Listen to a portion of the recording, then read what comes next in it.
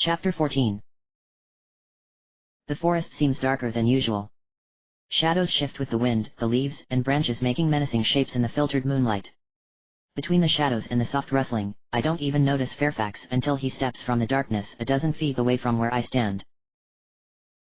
I almost jump, but I manage to keep myself still as he approaches, his ragged, shrouding clothes fluttering about him. He walks purposefully toward me, but something seems off about him. His form looks tense underneath his cloak, like he's wary of something. I take a cautious look around us, but everything appears quiet. So, I ask, still searching for potential dangers, I take it this is about those two figures we saw yesterday? No, he answers simply, his deep, altered voice echoing slightly. Forget about them. I frown, turning my gaze back to him. You heard what they were saying though. They're up to something, and I'm not just going to sit back. Yes, Fairfax interrupts simply. You are. You're going to sit back and do nothing. You have more important things to be worrying about.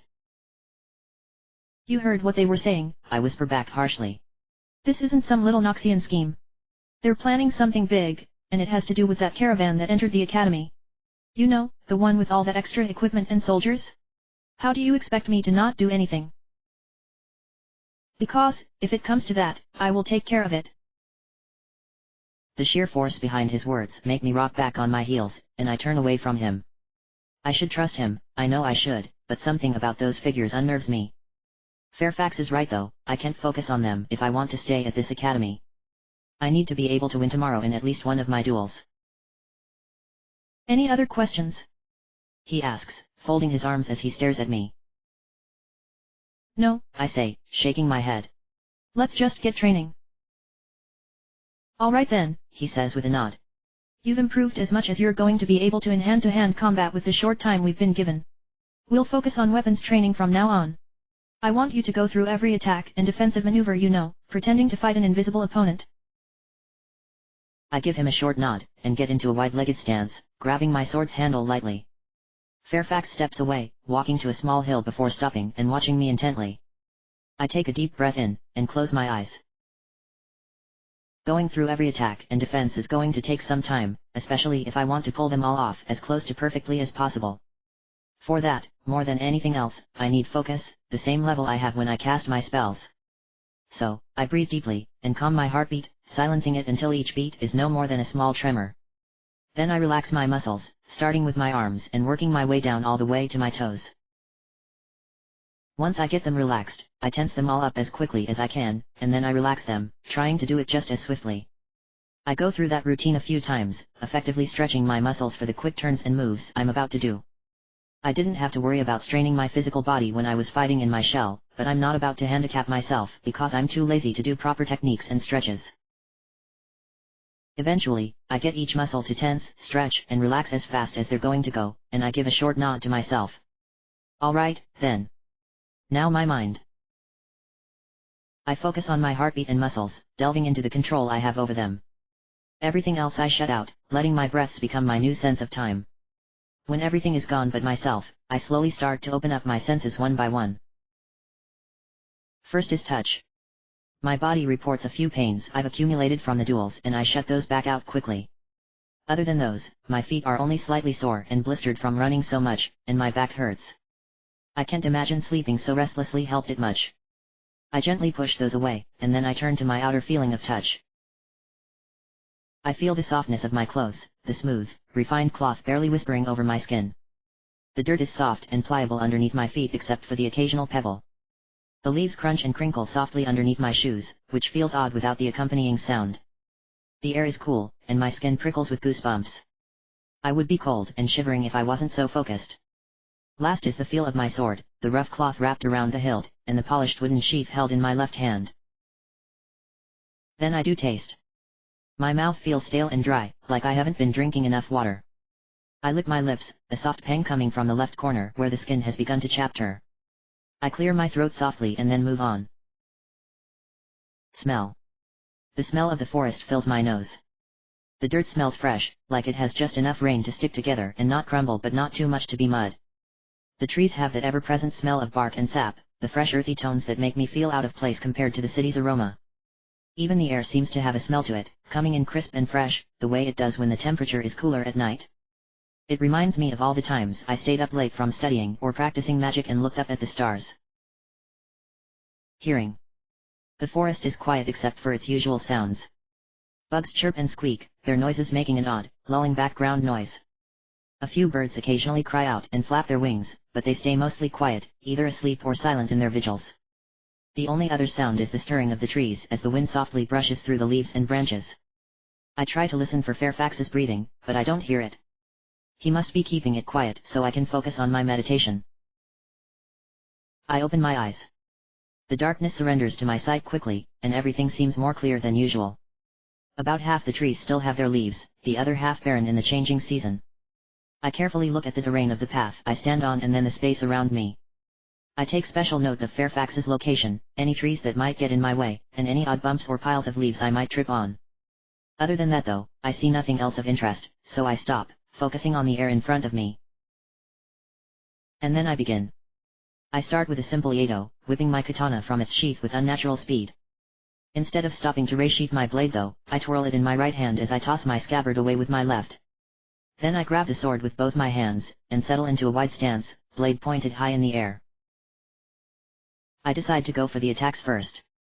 So I start out with simple swings and stabs, arching each one attack into the next instead of simply resetting my stance each time. I take special care to always attack at one certain spot in particular, pretending an enemy is standing there.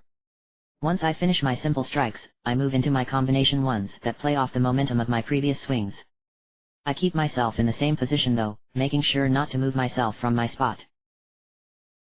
By the time I finish with those, sweat has started forming on my forehead from the exertion, and I do my best to ignore it as it drips down my nose itchily. I move into the next phase of my attacks, repeating the same process but now moving my body and legs at the same time as my attacks, keeping myself on the move around my imaginary opponent with spins, lunges, and everything else I can think of.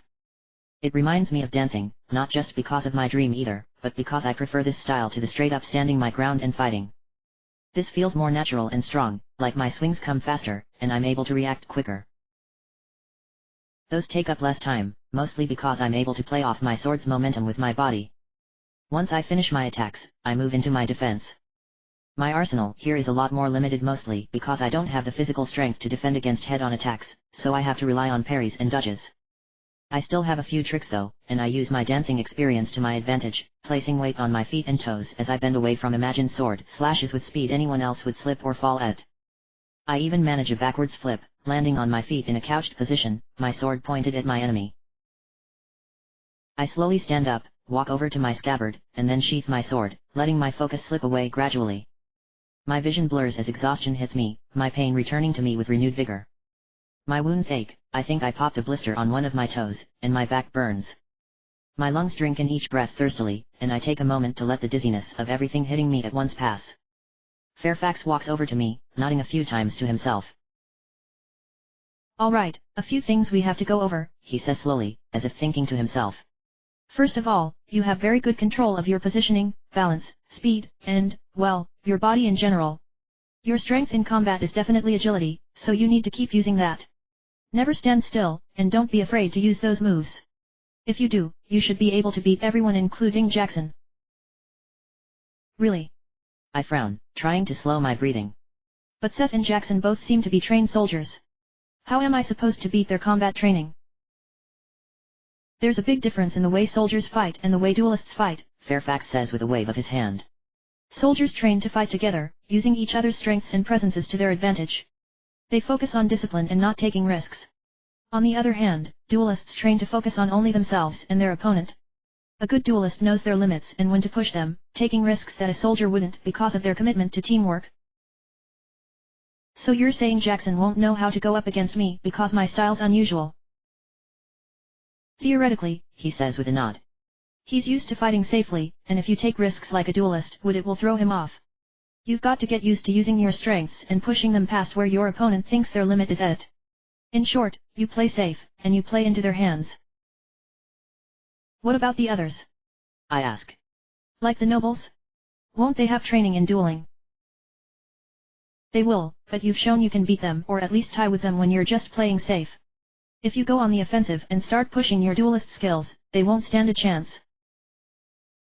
A shiver runs through me, and my mouth tugs up at the corners. Something holds me back from smiling though. Maybe it's just the dream, but I feel unsettled about something, the back of my neck prickling uncomfortably. Anything else you have for me? I ask, rubbing at the small kink I feel forming in my neck. Yes, he says, his tone becoming simpler. It's close to the same as what I said before, but you lack confidence. Your attacks are mechanically sound, but you always aim to hit the opponent with your tip of your sword. The reason you had so much trouble with Jackson and couldn't beat him is because you let him use the range advantage of his glaive. Each and every one of your attacks was aimed to use the very edge of your blade to cut him, and that's why he was able to dodge. A small shiver goes through me, and I look away. So what would you suggest? I suggest you start using the weapon you're actually best at. I freeze, my muscles tensing up as I slowly look towards Fairfax. I grit my teeth as I try to look him in where his eyes would be if he didn't have a hood. My palms suddenly feel sweaty, and I shift my feet slightly. What do you mean? I ask, my voice weak. I mean you were third best in your school for a reason, Fairfax says, unconvinced. If you had focused on training with just your katana, you would have easily become the best with the conviction and discipline you have for training. Therefore, you must have been training with a different weapon, which is why your attacks were off. You're used to another weapon, one with a different reach and weight. So why aren't you using it? I look away from him, rubbing at my neck again. I don't know what you're talking about. He lets out a short sigh, and for a moment I think he's going to press the topic, but he just gives a small little shake of his head. No matter, he says. You should be fine with your katana skills anyway. He turns and starts walking away, and I frown at him. Where are you going? I ask. Isn't there something else we can train with? Not with the time we have left, he says, turning back to me. Between your mediation and variety of techniques, it's already been an hour. Didn't you have something you wanted to tell me though? I ask, scratching my neck. Your note said you wanted to tell me something important. He seems to hesitate at that for a second, but then he walks back towards me until he's only a few feet away. There's something you should know, he says, picking his words carefully. About a few of the students at the academy. Like what? I ask with a curious frown. Before he can say anything, something rustles in the leaves behind me. My eyes widen as I suddenly realize that the sensation on the back of my neck wasn't a sore muscle, but the feeling of being watched. Fairfax whips his head toward the sound and then back at me. Run, he whispers, vanishing into the trees with a blur of speed a moment later. So I do. I don't bother trying to be quiet because of how close the sound was. I just sprint, ducking beneath low branches and hopping over small holes and rocks as I work my way off the path into the forest, heading in a different direction than Fairfax. I try to squint through the darkness the best I can to see my path, but between the fatigue and speed, the ground just looks like a shadowy blob to me. So I just rely on my instincts, running as fast as I can until a cramp forms in my side and my legs start feeling wobbly. I slide down a small embankment, the leaves rustling as they soften the bumpy ground, and I end up by a big old tree with a few bushes near it. I duck behind the tree and into the bushes, slamming my hand over my mouth to muffle the sound of my gasping breaths. Fear echoes with each of my heartbeats, pounding through my body as I try to frantically stay hidden. Who could it have been? Was it one of the two we encountered last time? What would happen if I was found? What if they reported me? What kind of punishment would I get for breaking the curfew?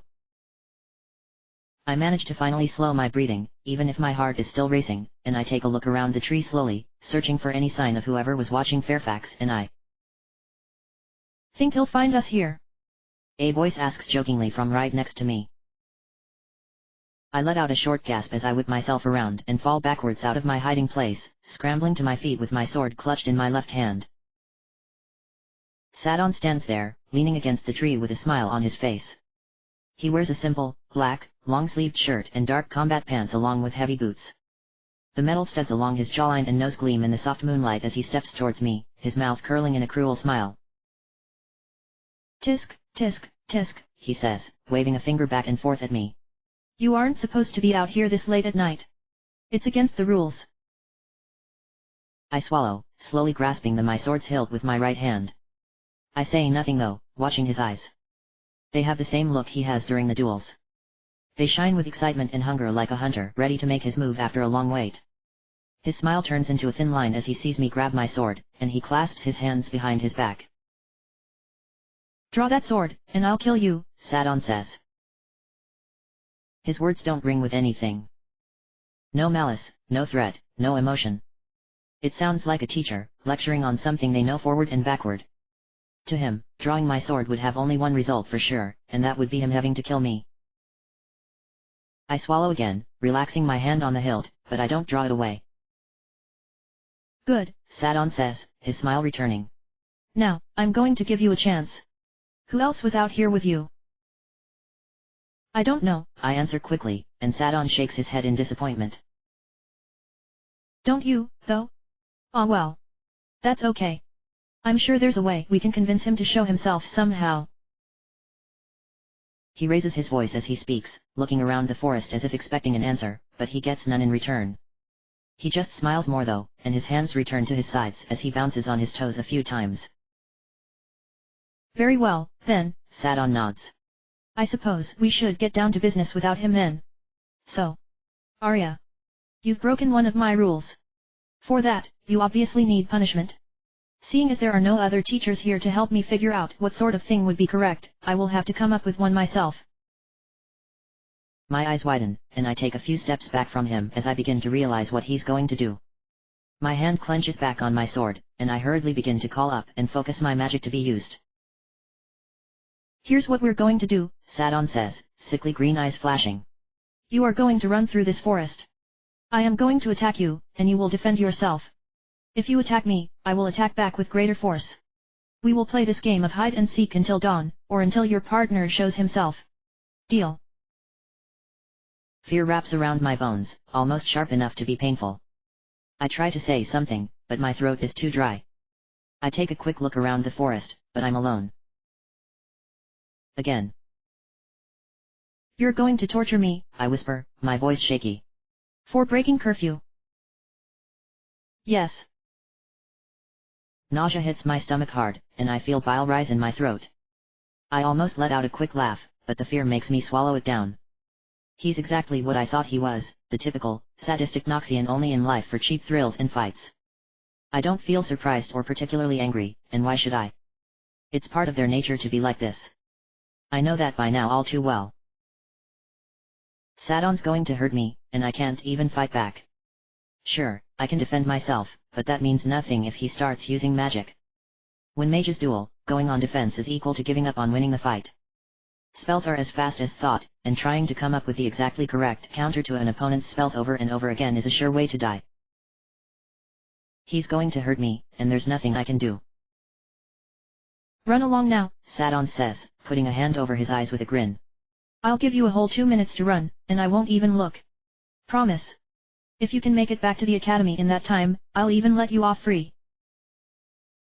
When I see him cover his eyes, something ugly sparks inside of me. I don't see my instructor, someone with massive influence and power who is focused on hurting me right now. All I see is a young, overconfident man with his eyes closed and his body open to any attack. I see an enemy who's not ready for me. And I have a sword in one hand, and magic ready to throw with just a breath. The thought leaves as quickly as it comes, my vision briefly flashing red with my bloodlust. I shiver briefly, letting myself regain control for a moment. Then I take a deep breath, turn around, and sprint into the forest. I don't head towards the academy. He was trying to bait me with the sound of safety so he would know which way I was heading. So I head in the opposite direction, heading deeper into the forest. If I can get to the outer wall and follow it, I should be able to find the beach and follow it back around to the main road and then to the academy. I pump my arms as fast as I can, relying on my sore feet to carry me just a little further. I have a feeling Sadon will only give me 1 minute to run before he starts looking instead of the 2 he promised. It's a gut feeling, but it feels right, so I force myself to go as fast as I can manage. I plunge into the depths of the forest, deeper than I've ever been before.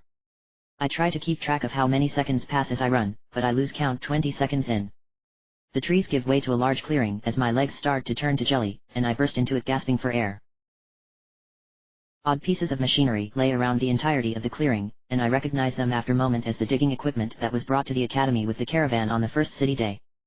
Huge holes marking the entrances of tunnels litter the area, and crates are stacked around them, waiting to be unloaded. I consider going into one of the tunnels briefly, but I discard the idea quickly. The miners could still be working in them, and them finding me could end with me still being expelled. Not only that, but I've read mining tunnels for artificial ley lines are notorious for being convoluted. The idea is that if they lay enough crystal in a specific pattern, the magic will resonate and make the connection stronger even when the tunnels collapse. The only problem is that it isn't exactly uncommon for miners to become lost in their own maze of tunnels. So I avoid the tunnel entrances, running instead behind one of the huge machines to hide. I lean against it for a moment, considering my options. I could try to hide here until daylight. The problem with that is Sadon could eventually just stumble upon me with a little luck. He could also just go back to the academy, point out I was missing, and still get me in trouble. Not only that, but if he got smart and tried to use some tracking magic. My heart stops. What if he was using tracking magic right now? No, he couldn't be. He would have to have something that connects to me symbolically, like a strand of my hair, some of my blood, or an object that is familiar to me with my aura still on it. The only other way tracking magic works is to track spells and magic, but even then he would have to know the exact framework of the spell to be tracking, which means I'm safe. I let out a sigh, clutching my sword to my body tightly as I shake my head at myself. I can't keep psyching myself out like that. I need to focus on trying to come up with a plan. If I can just stay calm, I know I can outsmart him. Something bothers me though. I can't quite put my finger on it, but something about all of this seems off. Sadon's acting almost too excited. He usually acts like fulfilling his duties at the academy are a chore, so why isn't he like that now? Is it because he's excited that he finally gets to hurt someone? For some reason, that doesn't seem like that's it. So what then? What's he doing? I hear a soft hum, and my blood runs cold as it slowly starts getting louder. The hum is melodious, and I recognize the tune almost immediately. The summoner's call. Sadon found me. I grip my sword in frustration. How did he track me? He has nothing to track me with, and I'm not using any active spells. I slowly look down at my spell-forged sword in dismay. Of course. He used that to track me. He must have got the basic feel of it while he was talking to me just a moment ago. Stupid, stupid, stupid. I grit my teeth. Well, so much for hiding. Looks like that leaves me with one last option. I need to hope that I can hold him off long enough. If I mean anything to Fairfax, then he will come and save me. If Fairfax truly is my ally, someone who only wants to help me, he'll come back. I just need to buy some time. Maybe, if I get lucky, I might even be able to exhaust Sadon if he tries to use magic against me. I'm not exactly a slouch in the mana department. If I fight smart, I might be able to beat him at his own game without throwing a single attack. I step from my hiding place behind the machine, turning to face the woods I came from slowly. Sadon stands in the clearing, his hum stopping the second I step out, and he smiles at me, tilting his head curiously. I set my sword down off to side, step away from it, and then I lower myself into a crouched position, my hand loose at my sides as I call up my magic in my mind. It comes into being instantly, burning my mind and body with its swirling intensity at first. My focus slowly settles it into something like electricity, sharp and intense but still controlled and stable. I run through a few dozen spells and techniques as fast as I can in my mind, discarding ones that won't be useful in this situation until only a half dozen remain. Sadon lets out a little laugh, his eyes flashing with excitement once again. Very nice. This is the first time I've ever felt so much power from you. What do you mean? I ask carefully, trying to stall for time. I've called this much up before. But I've never felt it, Sadon says with a small sigh. You know what I'm talking about. Those other brats are terrible at controlling their auras and magic, and every time I pass by one of them they practically buzz with energy. They lack control, but not you. You're always in complete control of your aura, keeping it to your skin to block out the magical energies. It's pretty impressive, keeping it that controlled, if I do say so. I frown at him. I understand what he's saying, but it doesn't quite make sense to me. He sees the look on my face though, and lets out another little laugh before he raises a hand, swirling his fingers in the air. Silver energy comes into existence around his hand, forming a small orb that hums with power. You haven't noticed it at all, have you? Sadon asks, his eyes suddenly turning serious. Them getting stronger, I mean. But why would you have noticed? You're little Miss Special, picked by him to come here and show the rest of us all up. See, for the rest of us who aren't used to magic, it's a constant struggle to keep our senses from picking up everyone else's auras. You don't have that problem though, do you? You're used to keeping your wizard senses under control. You don't even feel magical energy unless you're actively opening up your mind, right? Scorn enters his voice, and it takes me a moment to realize what's going on here. Sadon's jealous of me, of my power. Attuning your mind to block out magical energies is one of the first things any mage learns to do, not because it's easy, but because it's necessary. Magic runs through rune tarot like blood through the body, and if a mage doesn't keep their mind shut from it, the constant rush and motion of random energies would be sure to give them a headache. Not only that, but also feeling the constant presence of others' auras gets to be annoying after a while, like a fly buzzing next to your ear constantly. Controlling my senses was the first thing I learned to do. My mom taught me Iona and meditation techniques to improve my focus when I was young, so when I learned I had magic it was pretty easy for me to control my senses. For someone like Sadon though, an Oxian who had always been taught to give in to their emotions and let them control you, this academy must be a nightmare. Dozens of young mages walking around, each who barely have control over their auras, constantly brushing past and casting spells. It must feel like a marketplace in full swing, the constant noise buzzing in his mind if he loses focus for even 1 second. I almost feel bad for him, considering I have a good idea of what that sensation feels like. But I don't feel bad. Not even a little. So instead I just stare at him. I don't let any emotion show at all. I just let my magic build up more, forcing myself to release the control I have on my aura as I do. I let it radiate out from me, invisible but still tangible to my senses. I let it grow in power, gritting my teeth at the odd sensation of letting myself drop my focus. Sadon's smile fades, and he winces as the power builds up around me. I let it build up more and more though, until the air distorts from the amount of energy in it, and a soft violet glow appears around my body, my aura finally emitting light with its excess energy. And then I resume my passive focus. The power disappears from the air instantly, and the purple light vanishes from existence just like that. Sadon stares at me, something dark flaring in his eyes, and I see his orb of silver light brighten in intensity. Very funny, Sadon says, glaring at me. I'm glad you feel so superior with your magic. Not superior, I say softly, watching him. Just knowledgeable. Well then, how about you tell me what kind of magic this is? Sadon says, his smile returning as he gestures at his silver orb. I don't even bother opening my senses to it. It's spirit magic, I answer flatly. Which is the term given to the types of magic where a mage creates magic in its pure form. Each mage creates it slightly differently and with a certain color that corresponds to something about them. The most used form of spirit magic is controlling and manipulating one's own aura. Very nice, Sadon says, his smile growing wider. Don't you just love that term? Spirit magic? I mean, it should really just be called pure magic, don't you think? It's called spirit magic because it technically isn't pure magic, I answer him. Each mage's soul and intentions, their spirit, changes it when it's called into being. Everyone's spirit magic is slightly different in its feel and properties. Oh, he says simply. That actually makes a lot of sense. I give him a look. What? He asks simply. I don't mean to be rude, I say carefully. But I'm not going to underestimate you. You knew that already. I'm not going to drop my guard. And just like that, the atmosphere changes instantly. His smile remains, but it changes from overeager and excited to just cruel and patient. His eyes get darker, and his posture changes one from about to jump at any second to one of complete relaxation. I suppose I should have known better, he admits with a small shrug. You really aren't like the others, are you? Something about that question sends prickles down my spines, and I fight the urge to rub at my back. What do you mean?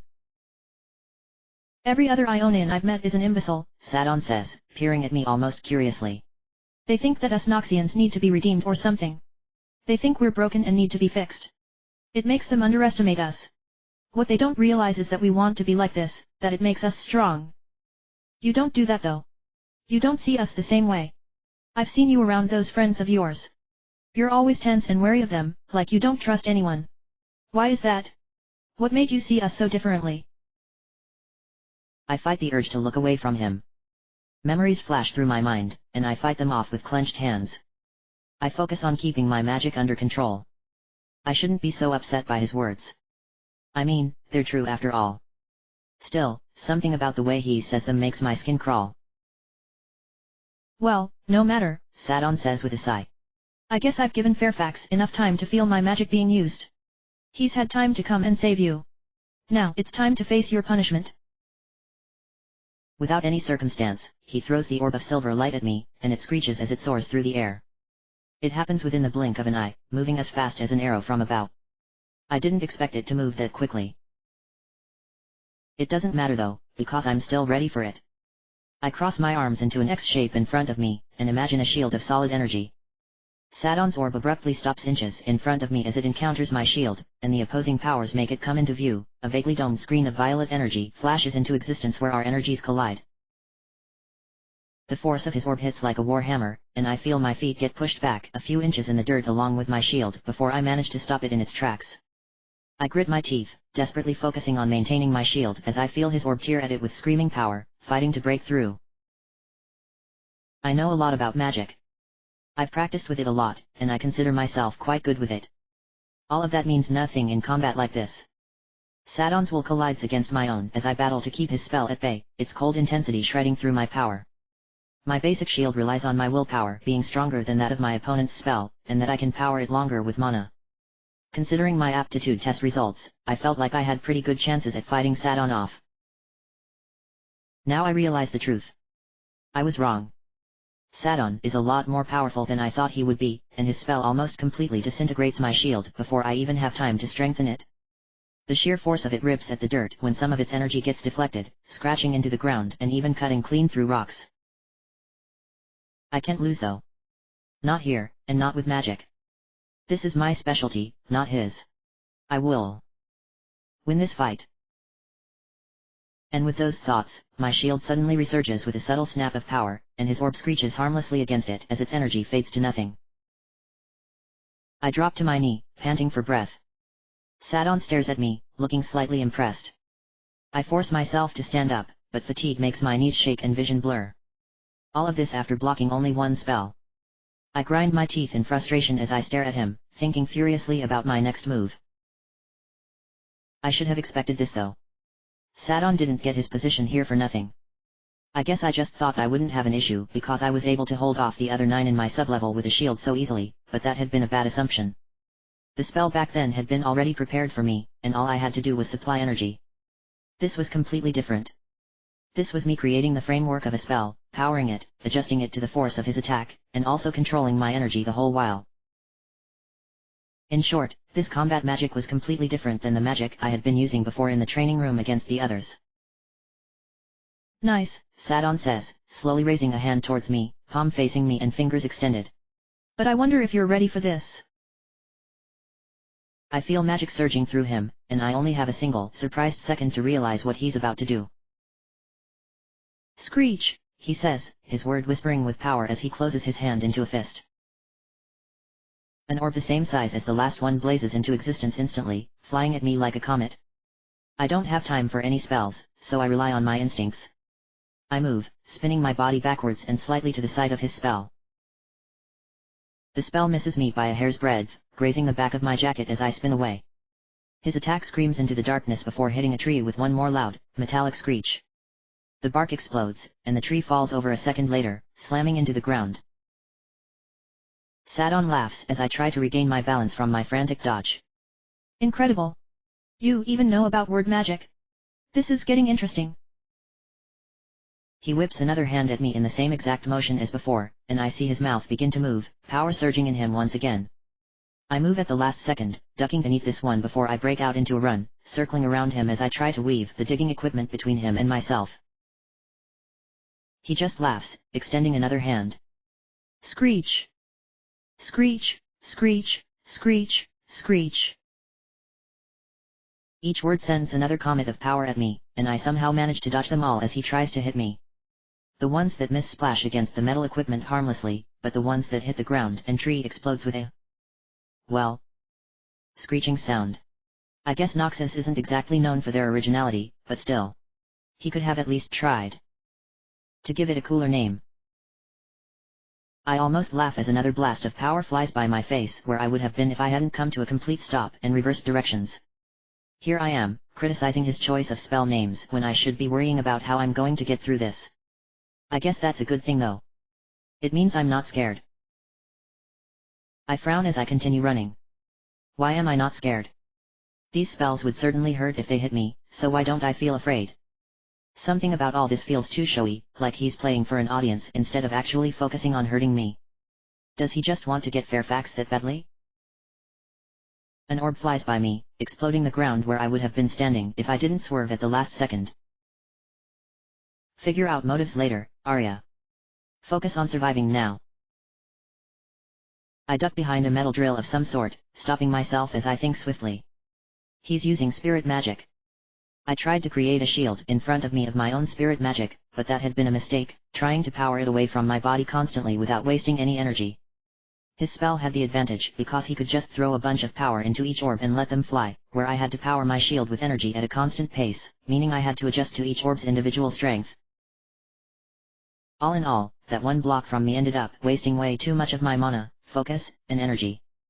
I need to fight smarter than that. If only he was using elemental attack, then my shield would have worked, but no, it had to be spirit. Wait. Something clicks in my mind, and I find myself grinning fiercely. I should be thankful it's spirit magic. I can counter this easier than anything else if I just use my brain for once. Think smarter, not harder, Arya. I step from behind the machine slowly, walking towards him with a determined step. He's too busy to notice though, and he sends another orb at me the second I step out. I raise my right hand at it, and then I prepare to catch it. I focus my mind on my aura, letting myself feel its surging power. It feels like a skin-tight suit of power, stronger than lightning and brighter than the sun.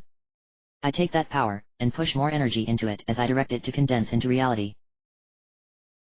The silver comet hit my palm, and violet energy flashes into existence around my hand and forearm as the energies fight each other. I slowly close my fingers around the orb, and the spell screams painfully as I crush it as easily as I would a ball of paper. Silence falls on the clearing. I stay standing, and I smile. Sadon stares at me, his eyes wide, but then he frowns, throwing another ball of energy at me. I slap it with the back of my left hand, my aura's purple light only becoming visible when his spell hits me. It feels weak, like a foam ball, and I deflect it easily to the ground at my side. The ground explodes, and a few silver slivers of shrapnel flash from the spell. Some hit me, but my aura flares to life wherever they do, disintegrating them into nothingness. Sadon raises his hand, and silver energy swirls as he gathers it into another orb, this time focusing on making it even more powerful before he releases it. This one flies at me, and I instantly know it's almost twice as strong as even his first orb. I catch it with both hands, stopping it in place before I look at him. Then I slam my hands together, crushing it with a soft pop of power. My hands tingle from the energy, and I wipe them off on my pant legs. A sudden laugh startles me, and I look up at Sadon as he grins hungrily at me. You're using your aura to block my attacks, he says in realization. That's why your purple energy only appears when my spell hits it. You're using the control and focus you've passively developed to your advantage, strengthening it into an actual defensive spell. That's impressive. I look at him in silent horror as my heart begins to pound painfully in my chest. I thought for sure he would be put off by the ease of which I stopped his spells, but instead he just seems intrigued. He thinks this is a challenge. Alright then, let's move on to my personal favorite kind of magic, Sadon says, and the bottom of my stomach drops out.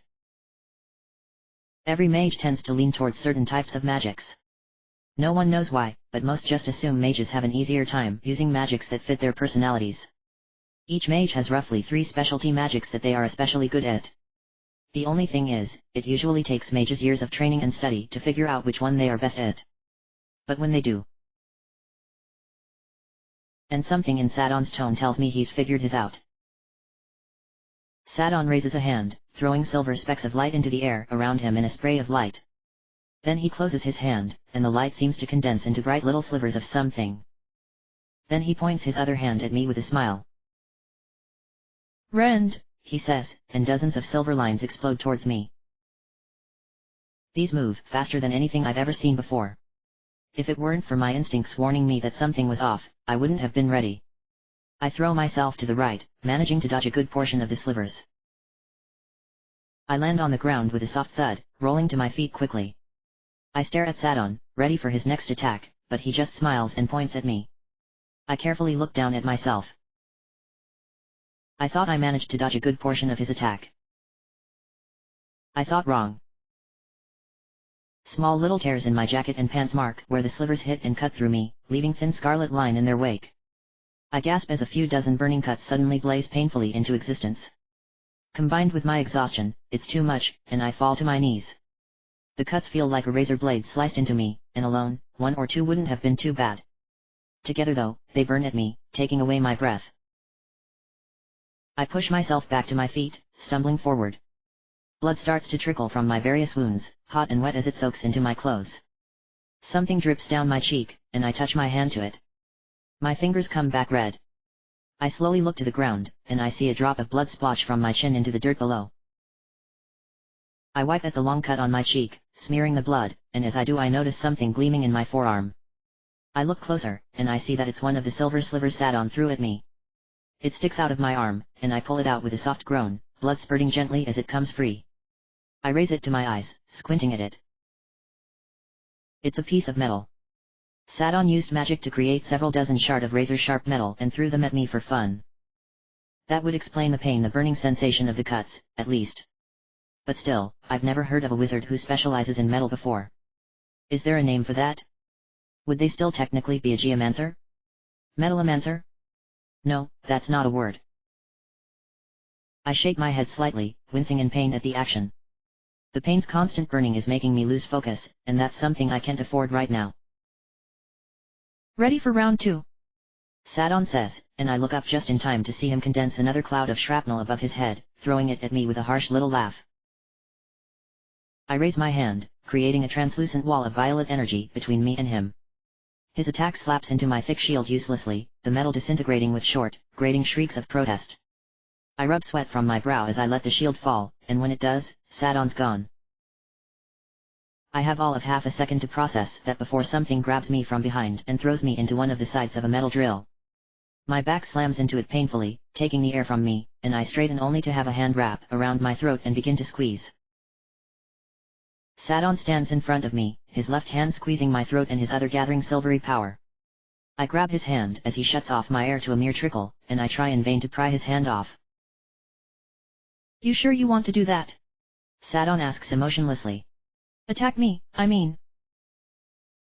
I force myself to stop and take the deepest breath I can to calm myself. My lungs feel like they're on fire, and my head aches at the agonizingly slow speed I'm forced to breathe, but I manage to get at least a small amount of air in. I lower my shaking hands away from my throat, and he smiles wolfishly at me. That's what I thought, he says quietly. Now, I want to show you something. You know how you said everyone's spirit magic behaves slightly differently? Well, I kinda want to show you what mine does. He grabs my left hand, raising it off to the side where I can see it. Sadon gives me one last smile, and then his hand begins to glow silver around my own. I fight it for a moment, maintaining my aura shield to protect myself, but the focus of that makes spots appear in my vision. I realize blearily that I can't breathe and maintain my shield at the same time. So, I grit my teeth, and drop it. At first, nothing happens. His glowing silver hand clasps mine own, glowing faintly violet. Then, sparks of purple start falling off my hand along with wisps of smoke as my aura disintegrates into nothingness around my hand. Pain starts prickling my hand. At first, I mistake it for the pain of something too hot, but I quickly realize that's not right. The pain itself is blindingly hot, and I twist my hand around uncomfortably as it begins to amp up in intensity as his hand glows brighter and brighter. He holds it firm though, smiling at me the whole time. That's right, Sadon says, light glaring off his young face.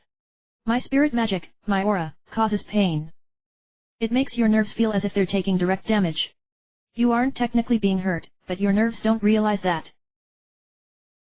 I watch, tears forming in my eyes as the pain becomes sharper. I groan, almost squeezing my eyes shut, but they snap open in horror as I see skin start to peel and molt away from my hand. I let out a choked scream, desperately trying to keep my blurry eyes open to look at my hand. Oh, Sadon says simply. I suppose I should have mentioned that, as it turns out, when your nerves feel like you should be in pain, your body starts to actually believe it is. So, this is going to kind of destroy your hand. My bad. I stand there, my back against a literal wall, and my air being squeezed off by a maniac. Cuts burn in a few dozen places on my body, and hot blood soaks into my clothes, dripping to the ground in a few spots. All the while, I watch as the skin on my hand begins to flake, the nerves screaming out in pain. I try to stay strong, gnashing my teeth and clawing my right hand into my leg painfully. My short, gasping breaths come out quick, and I manage to control myself as I'm forced to watch my hand. For a while, I manage. I stay strong. I deal with the pain. I care about my image in his eyes, staying strong no matter what he does to me. Then the skin on the entire back portion of my hand simply sloughs off, disintegrating into flakes and then nothingness as it comes free, revealing the bloody meat and flesh beneath. I stop caring. I'm watching him disintegrate my hand. I lose it. I just start screaming, squeezing my eyes shut and clawing into my leg through my pant leg. The scream comes out as more of a gargle, and then I start to choke as I stop inhaling. Pressure builds in my head as I struggle to breathe in, but I can't help but try to scream out along with the pain in my hand. It feels like a blazing sun compared to the small little cuts, taking away any sense of thought. Suddenly, his grip around my neck lessens and I can breathe again. I suck in air, snapping open my eyes. I can't see anything past the pain and tears, and I try to scream the second my lungs are filled. A hand clasps over my mouth though, muffling the sound. I don't care though. I keep screaming. It doesn't make the pain go away. I don't stop until my throat feels raw, and when I finally do, the hand stays over my mouth hesitantly for a few seconds before it pulls away. I wipe away the water from my eyes with my right hand, desperately trying to look at my left one after I do. It throbs in pain, each one making my vision blur, but I manage to raise it from my side back into my sight. I let out a groan, tears streaming from my eyes once again. It appears as a bloody mess of blotchy meat, dripping scarlet onto the ground from my fingers are completely relaxed and limp except for some slight tremors, and I try to move them in panic. That's a mistake though, and I get an explosion of pain back from my hand, making my vision fade briefly. I see it twitch though, or, at least I think I do. It's hard to tell it apart from the shaking. My hand looks like a slab of raw, bloody beef, and the only thing I can feel from it is pain. I start crying softly, closing my eyes and leaning back against the metal of the machine, relying on it and Sadon's hand still grasping my neck to keep me standing. I just cry. I'm so tired of everything. Why do I even keep fighting? What? Sadon asks, sounding confused and angry. Did you think this was a game? Well, it isn't. This is real life, and real life has real consequences. Strength is the only thing that matters in this world. Why do you think pain and death exist? Pain shows who wins a fight, and death shows who wins the final battle. So you should thank me for this little lesson. For making you stronger. For teaching you that death is very real, always close, and that there are people more than willing to dish it out at any time. I shudder in absolute terror, and I don't stop shaking. I try to, I really do, but I can't. He means every word of what he says. Death isn't anything more to him than what separates the loser from the winner. That's terrifying. I manage to muster what little strength I have left though as something spurns me to keep fighting him, and I open my eyes, looking at him. My vision is blurry, but I manage to make out his face. He smiles softly at me, like he's a teacher who's disappointed a student didn't learn the lesson fast enough. I should thank you, I say, literally spitting the words from between my clenched teeth. For destroying my hand. Oh, stop being so dramatic, Sadon says, rolling his eyes.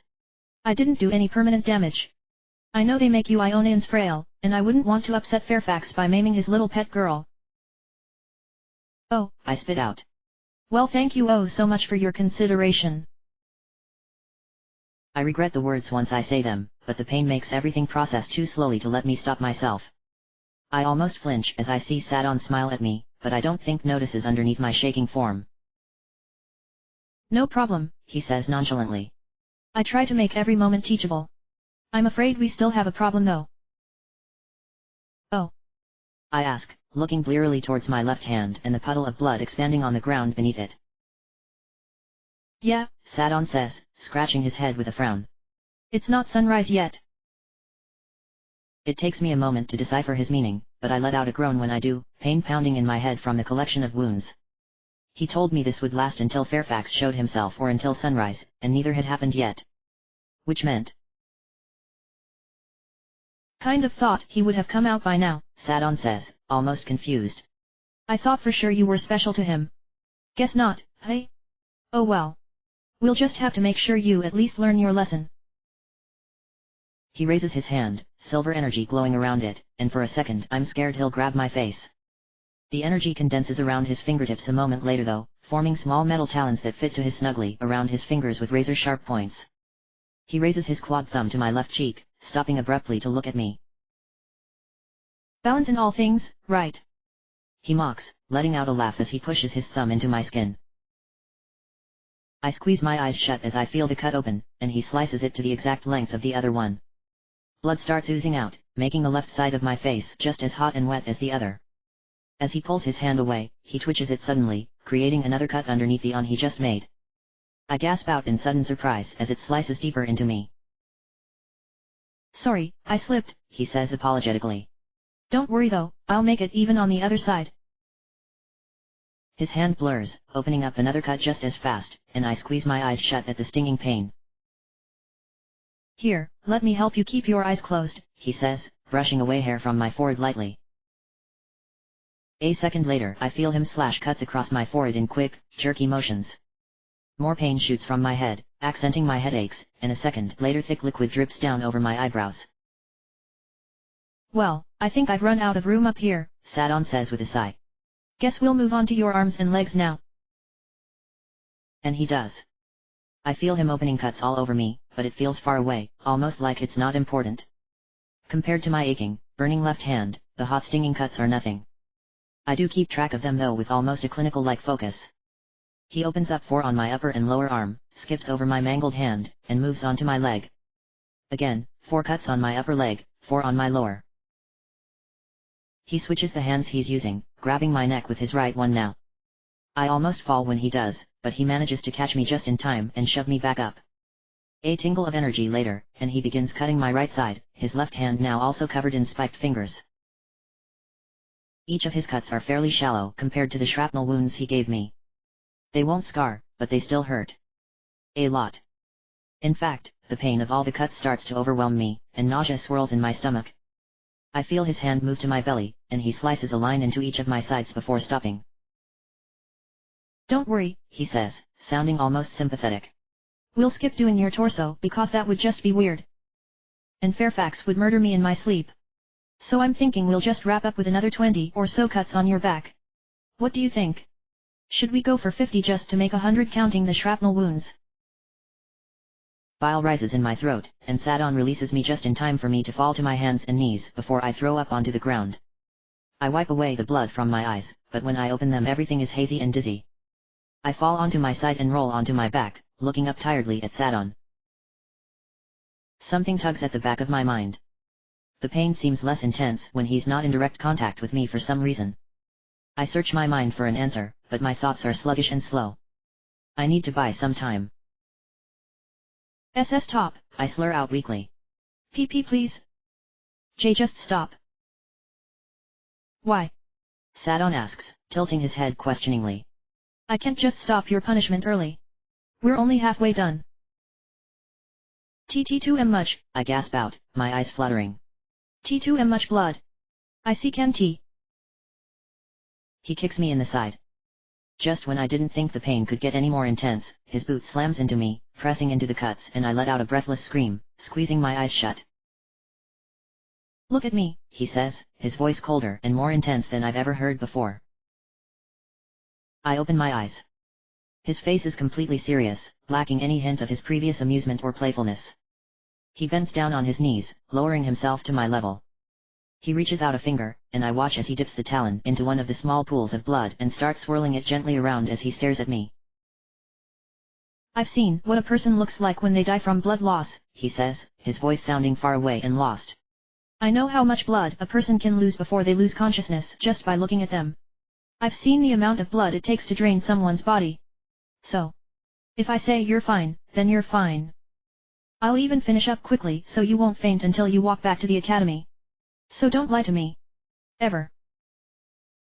I shut my eyes, tears forming again. My left hand informs me that it's touched the ground with a blaze of hot pain, and I force myself to lift my left arm up again. The thought in the back of my mind twitches again, and I open my eyes looking at Sadon. It might just be my imagination, but his words seems to have a haunting bit of pain to them, just enough to make me know he's telling the truth because he's remembering something. Something bad.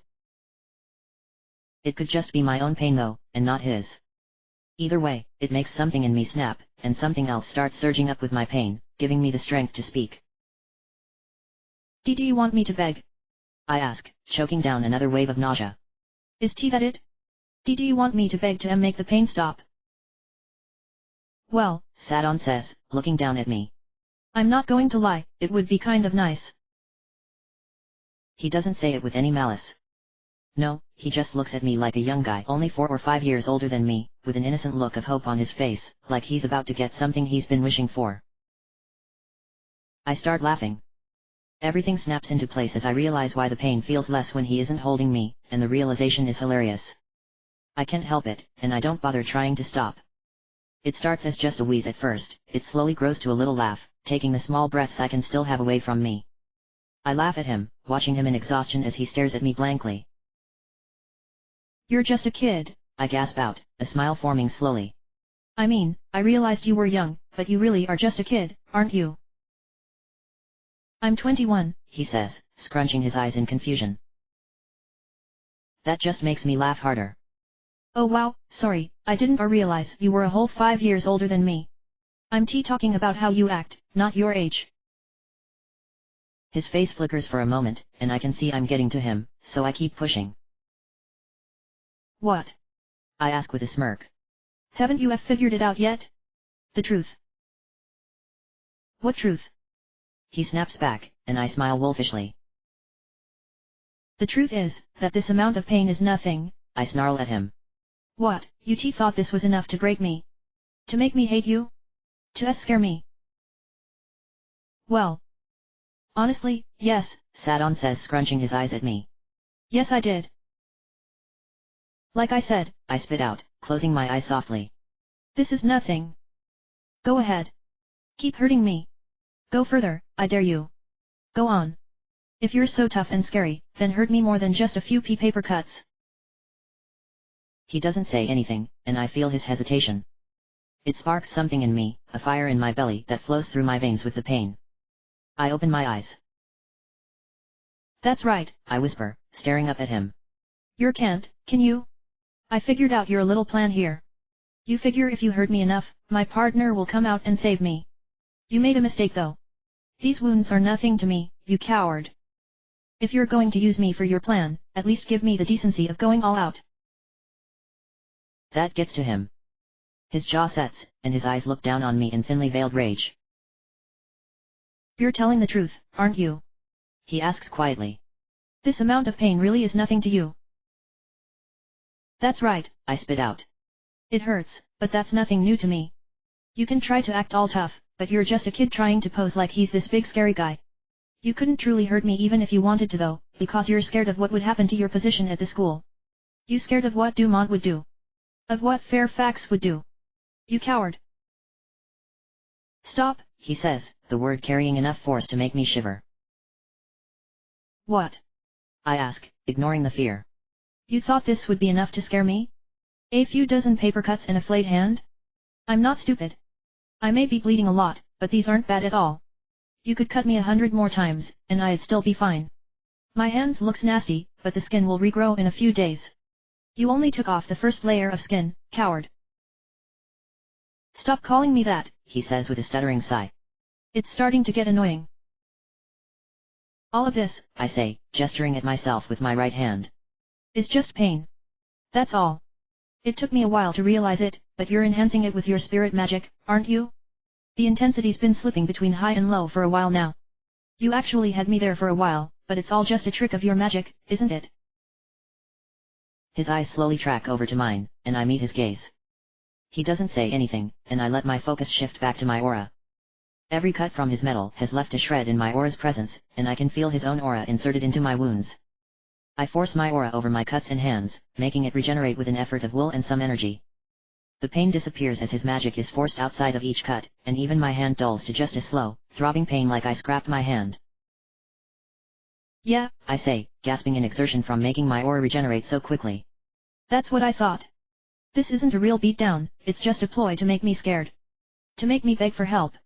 You're too scared to challenge Fairfax head-on, so you're using me instead, you coward. How did you figure out my magic? He asks, his words short and crisp. The way you created your metal, I say wearily. The silver energy condensing into metal made me think that maybe your aura's pain power extended to your metal too. The second you let go of me, you stopped powering your magic with your passive aura, and the pain lessened. Why does it matter? It doesn't change the fact that you're still a coward. He slaps me, the pain stinging my face, but I ignore it as he leans down closer to me. I spit in his face, and roll away as he punches the ground where I was. I stand up on shaky legs, stumbling a few times as he also stands. See? I say, quietly. Looks like I was right after all, coward. We're in the middle of the forest with no one else around, he sneers at me. I'll make sure they don't find your body, so you might want to rethink how far I'm willing to go before you call me that again. Are you sure we're all alone, coward? I ask, switching my gaze from Sadon to the figure behind him. Fairfax steps from the shadows silently and without splendor, his sword drawn and parallel with his leg. He wears his shining red armor instead of the ragged cloak, and the moonlight gleams from the crimson armor and snow-white blade with an odd sharpness. Sadon follows my gaze slowly, looking at Fairfax. Then he begins laughing hysterically, a wide smile on his face. I win, Sadon sneers at him. You've just proven that you're the one who's been helping her sneak out and train at night. Even Dumont won't stand for this. What? Fairfax says simply, his monotone voice emotionless. Are you talking about? Oh please. Sadon snarls. Don't try to hide it. I know you're the one who's been helping her. Why else would you be out here? I am the head of security for the academy, Fairfax says, his eyes shifting slowly to me and then back to Sadon. I make regular patrols to make sure no one is sneaking out. Oh okay, Sadon says, giving Fairfax a triumphant look. Then would you care to explain to me how you got here so quickly after I just chased off Arya and her partner? Hey Sadon, I sneer at him quietly. How long do you think it's been since you chased me? He looks at me, and the triumph slips from his face as he looks at the moon's position. I managed to waste enough time for Fairfax to get back to the academy, change out of his disguise, and then get back to me while managing to build a cover that he was going out on a patrol. Or, at least, that's what I think he did. Judging by the gleam of light in Fairfax's eyes though, I feel like I'm right. You're good, Sadon snarls. But do you honestly think anyone will believe that you just woke up and decided to go out on patrol tonight of all nights?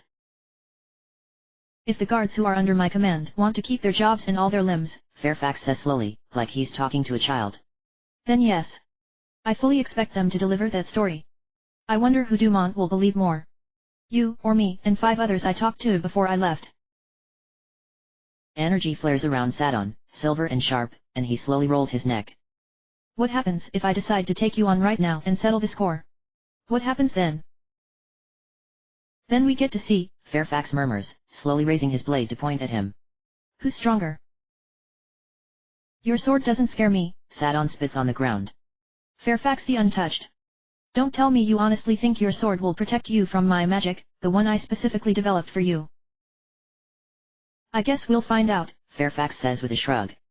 I wonder how angry Dumont will be that you broke your word though. He won't be happy to know you broke your word just to settle our little grudge. Sadon pulls his magic together to attack Fairfax. I can feel it from where I stand, the shifting powers in his body preparing for a terrible type of spell.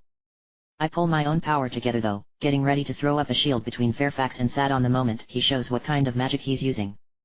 I'm ready. But then, Sadon lets it go as fast as he pulled it together, and the silver magic gathered around him fades into the air. He slowly straightens himself, his expression returning from that of someone consumed with rage to his usual bored teacher look. He clasps his hands in front of his body giving a slight nod to Fairfax, who just nods back and sheathes his sword. He seems to almost respect the fact that Fairfax outplayed him, even if he hates everything about him. The girl still has to pay a price, Sadon says, looking back to me. For breaking the curfew. I'd say she already has, Fairfax says, walking over to me. He looks me over briefly, taking a short step behind me to look and see if there are any wounds on my back. It's not enough, Sadon says with a wave of his hand. I just gave her a few scratches. She still needs to pay more. Fairfax looks at him, his jaw set unhappily. Suggestions? 1 point, Sadon says with a frosty smile. She loses one of her remaining 2 points and only has 2 declines for this week. Deal, Fairfax says almost sourly. Now leave. Sadon turns on his heel, and simply walks away into the forest, leaving me standing there with Fairfax. I turn to him, my eyes wide in horror, but before I can say anything he reaches over and softly touches my face with his bare hand, running a finger over one of my cuts. Don't touch me, I blurt out, stepping backwards from his reach. Then I wince, looking slightly away from him. Please. Sorry, Fairfax says quietly, his hand dropping back to his side. Are you okay? Exhaustion hits me like a wave, and it's all I can do to keep standing up. Yeah. Apart from being tortured by Sadon while I bought time for you to make an alibi, I'm great. Sorry, Fairfax says again, looking off into the forest. But it was the only way. Yeah, I answer wearily. I know. We're both silent for a while. I want more than anything to just lay on the ground and fall asleep, but I force myself to stay standing. Fairfax already feels bad enough. Maybe he should, but I don't especially feel like indulging in any more torture today. How bad? Fairfax asks, his words somehow conveying more care than anything else he could have said. Not that bad, I answer back hurriedly. Sure, it hurt, but that was just his magic messing with my sense of pain. He just scraped up my hand and gave me a few paper cuts. I'm fine. Did it hurt? Fairfax asks, glancing back at me, the question more important than it seems. Yeah, I answer back truthfully after a moment. I almost thought it was going to be bad for a while. But it was just a trick. That's all. He keeps staring at me, and I let out a sigh. Yeah, it hurt, I say sternly, staring right back at him. But so did Elizabeth cutting me when I was sick, and she cut me with a lot more vigor than Sadon. This was just another duel. It's nothing new. Fairfax lets out a sigh, but he seems content with that answer. He turns, and starts walking back to the academy. Take a shower, he says, not quite phrasing it like a command. Do I really smell that bad? I ask dryly, picking up my sword as I move to follow. He glances back at me, the hint of a smile on his lips. I mean it. Take a shower. He says, phrasing it like a command this time. I sigh, and began following him back to the academy through the woods. I know I said pain is nothing new, but this shower is really going to stink, I mumble, more to myself than Fairfax.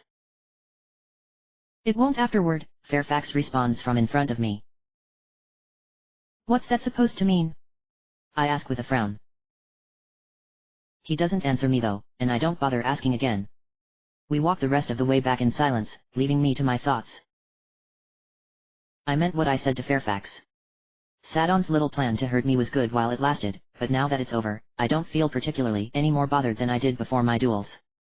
Honestly, the cuts and stuff hurt, but Jackson's death grip around my neck still hurt more, so I'm not too changed or anything. At the time, Sadon's attacks seemed nightmarish and horrifying. The pain he made me feel was real, and for a while he did make me despair. But I beat him. I got through it. His plan was to scare me, to make me beg so Fairfax would save me. I saw through it then, and I need to keep seeing through it now, or he still wins. I'm not going to let Noxus win. Not again. This little ploy was just a trick. He wanted me to think I was about to die, that Noxus was all tough and scary and I was nothing. The truth is there was no intent behind his actions. He doesn't hate me any more than he hates any other Ionin. His target was Fairfax all along. I have nothing to be scared of concerning him. What I do have to be concerned about is my duels tomorrow. I have 1 point left and 2 declines. My chances of surviving another day have just dropped from slim to almost zero. Fairfax seems to have it in his head that I can win, but there's no guarantee. I could make a mistake, or be surprised, and in that instant I could lose it all. Tomorrow's one big dice throw, and the stakes are just my life. Humph. Tomorrow actually scares me more than Sadon's little villain routine in the woods managed to. Maybe I should tell him that just to spite him tomorrow. We reach the academy and I open the door. Fairfax turns around and begins walking away, heading towards the military encampment. Wait, I blurt out, and Fairfax stops, looking back at me. Sorry. I was just wondering. What's with Sadon? Oh, Fairfax says simply, blinking his eyes. We just have a little grudge that he's been trying to settle, nothing more. I suspect this little plan was more aimed at me than you, if it makes you feel any better. I know, I say hurriedly. I was just curious what happened between the two of you. I mean, you aren't that much older than him, so it must have been something little when you were children, right? Exactly, Fairfax says with a nod, turning away. But what was it? I ask hurriedly, and he stops walking once again. What did you do to him? I mean, you keep calling it a small grudge, but he just tortured me to try and get to you. Fairfax very slowly turns his head so he can see me from his left eye. The shadows shroud the look in it, but his face looks stoic and bored. I cut his parents' throats. He delivers that line perfectly flat without an ounce of humor. He says it the same way he says everything else, perfectly monotone and emotionless, like he's delivering completely benign and boring news. I swallow, and he very slowly turns his head, walking away. He vanishes around the corner of the building, and I slowly step into the academy, closing the door behind me. Oh. No wonder Sadon seemed so upset. No wonder he went to such lengths to get Fairfax to show himself. It really wasn't about me. I just got caught in the middle of his grudge with Fairfax. He thought scaring me a little would force him out to save me, not realizing what I've been through. I egged him on, and he fell for the bait, using me as a proxy to deliver the pain he meant for Fairfax. I guess the world really doesn't revolve around me after all. I almost laugh, but I just feel sick to my stomach again, so I don't. I hurry down the steps, my legs wobbling by the time I finally reach the bottom. Exhausted and dripping blood, I grab my nightclothes from my room, and then I slip into the shower. I take a deep breath, bracing myself before I get in, and then I jump underneath the water. Okay. Ow. When my senses come back to me, I find myself hunched over in pain.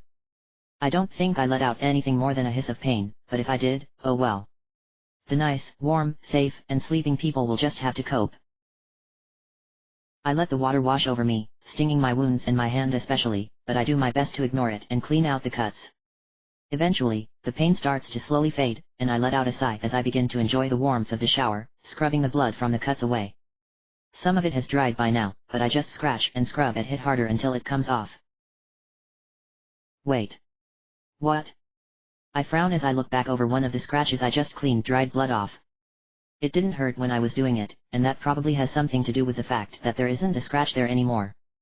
Fresh, pink skin covers the length of the wound, almost like it just healed. I quickly look at my left hand just in time to see skin grow back over the last spot that was raw. Again, it looks pink and is soft, but the wound is just gone. I stare at my hand for a moment, thinking, and then I slowly open up my senses, extending them to the water. I barely notice it, but very faintly, I can feel the thrum of magic. Not just any magic either, but healing magic. It feels warm and refreshing to my senses, and I let out a short laugh. The academy must be built over one of Ionia's hot springs. Ionia is famous for having hot springs with actual healing properties. The academy must draw water from one of the springs to help heal the students from their duels, which makes sense if I consider how fast I've healed after every single fight. I smile, shaking my head lightly. So that's what Fairfax meant. I take as much time as I can showering off, leaving only when I start to fall asleep standing up. I feel a little bad at whoever has to clean my bloody clothes, but I put it in the dispenser thingy with a shrug anyway. They'll cope. I slip back into my room and then underneath my warm bed sheets. It doesn't take long for me to start drifting off to sleep, but I manage to stay awake for just a little bit. Today. What a roller coaster.